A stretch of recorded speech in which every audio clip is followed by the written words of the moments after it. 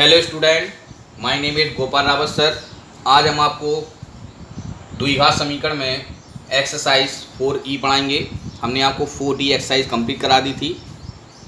तो चलिएगा 4E exercise को पढ़ने के पहले सबसे पहले हम कुछ फॉर्मूले जान लेते हैं। ठीक है, जब हम ये फॉर्मूले जान पाएंगे तभी हम एक्सरसाइज कर पाएंगे, है ना।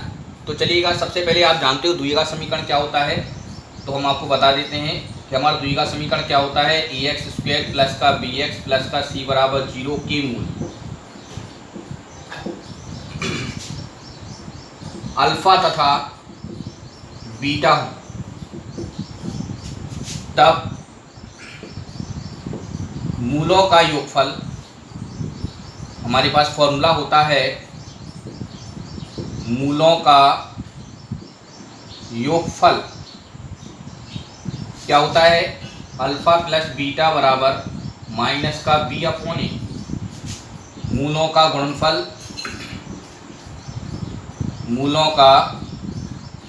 गुणनफल अल्फा इंटू बीटा बराबर होता है c अपॉन ए। तो इस फॉर्मूले का यूज आपको कब करना है, जब हमको द्विघात समीकरण दिया हो और मूलों का योगफल और मूलों का गुणनफल पूछे, तो आपको फॉर्मूला लगा देना है अल्फा प्लस बीटा बराबर माइनस का b अपॉन ए, अल्फा इंटू बीटा बराबर c अपॉन ए। ओके स्टूडेंट, ये तो आपका पहला फॉर्मूला हो गया।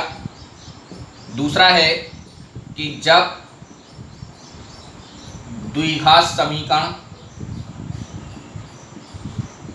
के दो मूल अल्फा तथा बीटा ज्ञात हों और द्विघात समीकरण को हम वर्ग समीकरण ही बोलते हैं, या वर्ग समीकरण ज्ञात करना हो। हमने क्या लिखा, एक बार पुनः समझिए। जब द्विघात समीकरण के दो मूल अल्फा तथा बीटा ज्ञात हो और द्विघात समीकरण या वर्ग समीकरण ज्ञात हो, तब आपका द्विघात समीकरण का फॉर्मूला होता है, तब द्विघात समीकरण क्या होता है, या इसी को बोलते हैं वर्ग समीकरण। ध्यान से सुनिएगा, formula x² minus alpha plus beta into में x, मतलब x² माइनस का मूलों का योगफल इंटू x प्लस मूलों का गुणनफल अल्फा इंटू बीटा बराबर 0। ओके, इसी में हम इसको बोल सकते हैं x² माइनस मूलों का योगफल। मूलों का योगफल क्यों बोल रहे हैं, क्योंकि अल्फा प्लस बीटा का मतलब होता है मूलों का योगफल, इंटू में x प्लस मूलों का गुणनफल, मतलब अल्फा इंटू बीटा क्या होता है, मूलों का गुणनफल बराबर में 0। ओके स्टूडेंट, इस मूल अल्फा और इस दो मूल का मतलब अल्फा और बीटा का ये क्या है, अल्फा और बीटा क्या है, दो मूल का मतलब है संख्याओं से। यदि हमारे पास दो संख्याएं दी हैं, जैसे कि हम आपसे कहें कि द्विघात समीकरण के दो मूल 5 और 4 है, द्विघात समीकरण बनाइएगा।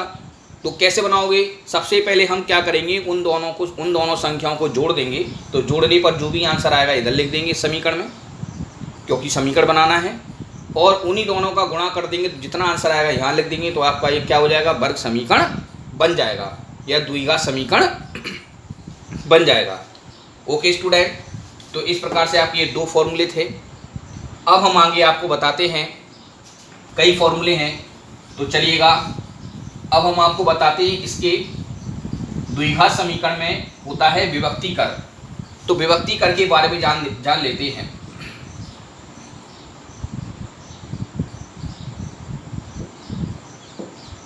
विभक्तीकर को हम d से प्रदर्शित करते हैं, और d बराबर फॉर्मूला होता है b² माइनस का 4ac।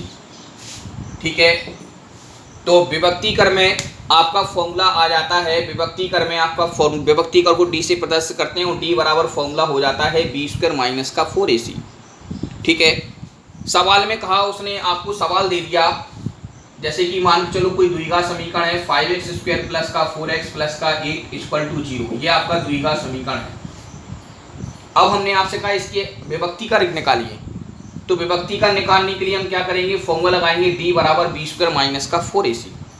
ओके स्टूडेंट, तो सबसे पहले हम क्या करेंगे, इस समीकरण की तुलना कराएंगे ax square plus B X plus C बराबर 0 से। जब ए बी सी के मान निकल आएंगे यहाँ पे रख दीजिए तो आपका विभक्ति कर निकल आएगा। ओके स्टूडेंट, चलिएगा इसके बाद अब हम आपको इसकी कुछ लक्षण बताते हैं। विभक्ति कर इसके कुछ लक्षण होते हैं, तो देखिएगा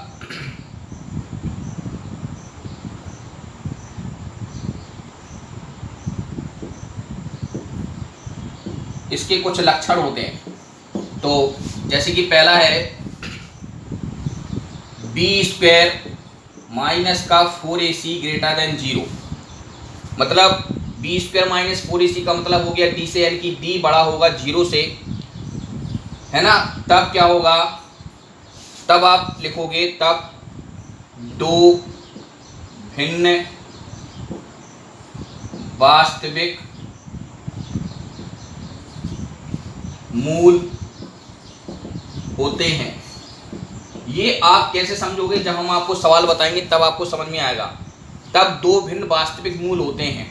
बेटा b square minus 4ac greater than 0, इसका मतलब है कि डी का मान प्लस में आएगा। ठीक है, डी का मान प्लस में आएगा, यानी कि डी का मान 0 से बड़ा होगा, है ना। तब दो भिन्न वास्तविक मूल होते हैं, पहली कंडीशन है। दूसरी कंडीशन बताते हैं, बी स्क्वायर माइनस का 4ac बराबर में 0, तब हो बी स्क्वायर माइनस 4ac बराबर 0 हो, तब क्या होगा, दो बराबर मूल अर्थात, ठीक है, संपाती वास्तविक मूल होते हैं। संपाती वास्तविक मूल होते हैं। आपका एक क्वेश्चन आता है कि बताइएगा कि हमने आपको एक क्वेश्चन दे दिया, जैसे हमने क्वेश्चन दे दिया के एक्स स्क्वायर प्लस का 8x प्लस के 9 बराबर 0, के मूल बराबर है तो के का मान निकालिए। ये क्वेश्चन बहुत आता है आपका बोर्ड एग्जाम में। क्या, के एक्स स्क्वायर प्लस का 8x प्लस के 9 बराबर 0 की मूल बराबर हैं तो के का मान निकालिए। तो मूल बराबर कब होंगे, जबकि बी स्क्वायर माइनस 4ac बराबर क्या हो, 0। ठीक है, बी स्क्वायर माइनस 4ac बराबर क्या होगा, 0। तब हम इसका क्या कर सकते हैं, के का मान आसानी से निकाल सकते हैं। ठीक है, तो जब भी क्वेश्चन में लिखा हो कि मूल बराबर है, के का मान निकालिए, तो आपको इस फॉर्मूले का यूज करना है। ठीक है, तो मूल बराबर कब होते हैं, जबकि बी स्क्वायर माइनस 4ac किसके बराबर हो, 0 के बराबर हो। चलिए तीसरी कंडीशन बताते हैं इसकी। तीसरी कंडीशन क्या है, बी स्क्वायर माइनस का 4ac लेस देन 0। ठीक है, मतलब डी का मान जो होगा वो 0 से कैसा होगा, छोटा होगा, मतलब ऋणात्मक वैल्यू आएगी इसकी। तो हो यानी कि b square minus 4ac less than 0 हो तो कोई वास्तविक मूल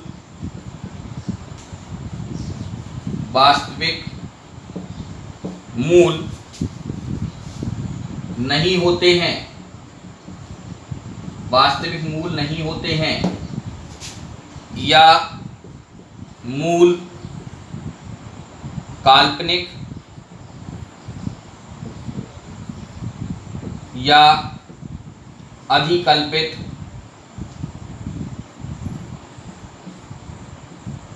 होंगे। मूल कैसे होंगे, या तो काल्पनिक होंगे या अधिकल्पित होंगे। ओके स्टूडेंट, मतलब हमारा डी का मान जब ऋणात्मक आए, हम सॉल्व करते करते हमारा डी का मान ऋणात्मक आ गया, तो इसका मतलब है हमारे मूल काल्पनिक या अधिकल्पित होंगे या कोई वास्तविक मूल नहीं होंगे। तो इसकी कुछ कंडीशन है। ठीक है, अब हम आपको बताते हैं, ध्यान से सुनिएगा। अब हम आपको बताते हैं कैसे, मान के चलो हमको द्विघात समीकरण दिया हुआ है। ठीक है, हमको द्विघात समीकरण दिया हुआ है और वो द्विघात समीकरण सॉल्व नहीं हो रहा है, या पेपर में आ गया कि द्विघात समीकरण को, जैसे ये द्विघात समीकरण है ax स्क्वायर प्लस का bx प्लस का c बराबर 0। अब हम आपसे कहें इस द्विघात समीकरण को सूत्र द्वारा हल करिए।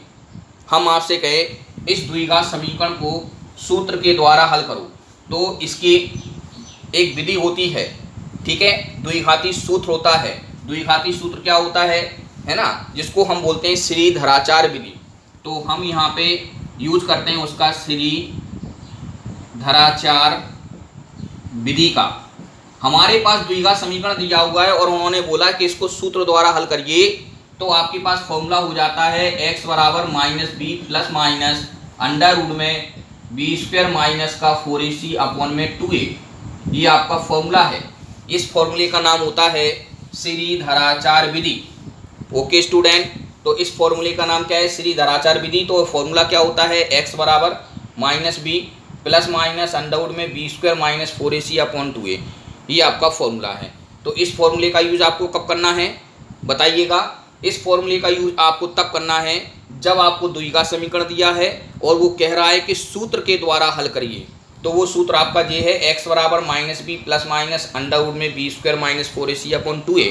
अच्छा, इस फॉर्मूले का यूज और हम कब करते हैं, जब हमको द्विघात समीकरण दिया और हमारा द्विघात समीकरण सॉल्व नहीं हो रहा है। सुनिएगा स्टूडेंट, इस फॉर्मूले का यूज और हम कब करते हैं, हम जब करते हैं जब हमें द्विघात समीकरण दिया है और हमारा द्विघात समीकरण सॉल्व नहीं हो रहा है, तब भी हम इस फॉर्मूले का प्रयोग करके हम उसका मान निकाल लेते हैं। ठीक है स्टूडेंट, तो ये कुछ फॉर्मूले थे आपके, ठीक है, जो कि हमने आपको बताए हैं। इनको आपको कॉपी पर अच्छी तरीके से नोट करना है, ठीक है, और याद करना है। ठीक है, अब हम आपको एक्सरसाइज बताते हैं।